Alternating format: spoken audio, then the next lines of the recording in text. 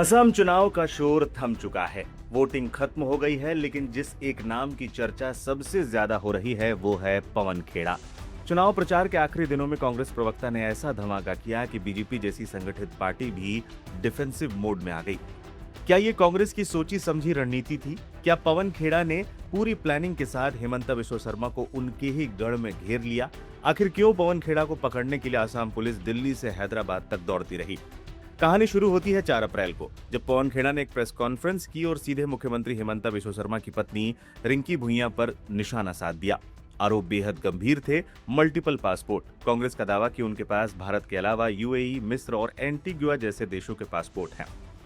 हम ये जानना चाहते हैं कि क्या रिंकी भुइयां शर्मा भारत का पासपोर्ट भी रखती हैं? Is she a citizen of India also? Because we have shown you 3 passports. हैरानी की बात यह रही कि इस पीसी के बाद खेड़ा अचानक सार्वजनिक मंचों से गायब हो गए। असम पुलिस उनके दिल्ली वाले घर पहुंची तो वहां ताला लटका मिला। 3 दिनों तक सस्पेंस बना रहा, लेकिन खेड़ा का गेम अभी खत्म नहीं हुआ था।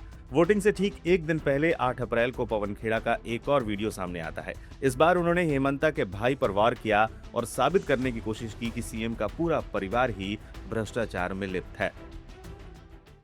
अब हमारे सवाल क्या है? इजिप्ट का passport, Golden Pass of UAE, golden visa या जो भी वो कहलाता है, एंटीगुआ बारबाडोस का पासपोर्ट असली है, नकली है?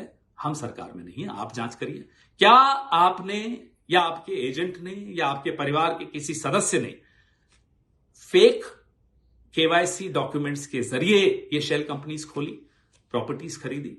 ये जांच से ही साबित हो पाएगा। सवाल पूछना हमारा कर्तव्य है, हमारा अधिकार है, वही हम कर रहे हैं। आपका कर्तव्य क्या है?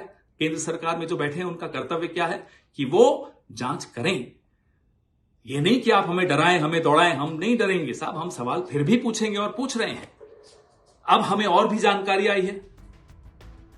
राजनीतिक जानकारों का मानना है कि पवन खेड़ा ने यह टाइम बम ठीक वोटिंग से पहले इसलिए फोड़ा ताकि कांग्रेस को वो आखिरी पुश मिले जिसकी उसे जरूरत थी।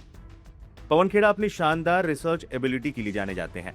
याद कीजिए सेबी चेयरपर्सन माधवीपुरी बुच का मामला, जब खेड़ा के खुलासों ने केंद्र सरकार को बैकफुट पर ला दिया था और लोकसभा में नया बिल तक लाना पड़ा था।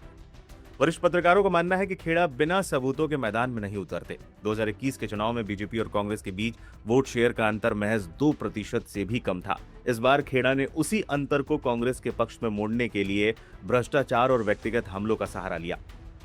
असम पुलिस ने खेड़ा पर कई धाराओं में मामला दर्ज किया और उन्हें पकड़ने के लिए दिल्ली में छापेमारी की, लेकिन खेड़ा वहां नहीं थे। वो पहुंच चुके थे हैदराबाद, जहां कांग्रेस की सरकार है और उनका ससुराल भी। वहां से उन्होंने तेलंगाना हाईकोर्ट का दरवाजा खटखटाया और कोर्ट ने उनकी रिसर्च और केस की प्रकृति को देखते हुए उन्हें 1 हफ्ते की अंतरिम राहत दे दी। हालांकि यह दांव कांग्रेस को उल्टा भी पड़ सकता है। हिमंता बिश्व शर्मा ने इन आरोपों को सिरे से खारिज करते हुए कांग्रेस के तार सीधे पाकिस्तान से जोड़ दिए। उन्होंने इसे आसाम के सम्मान और अपनी पत्नी के अपमान से जोड़कर इमोशनल कार्ड भी खेला है। हिमंता लगातार गौरव गोगोई पर निजी हमले कर रहे थे, लेकिन खेड़ा ने जिस तरह से सीएम की फाइलें खोलने की चेतावनी दी, उसने बीजेपी को चौंका जरूर दिया होगा। पवन खेड़ा ने अपनी रिसर्च से आसाम की चुनावी बिसात पर वो चाल चली है जिसने नतीजे आने से पहले ही माहौल गरमा दिया।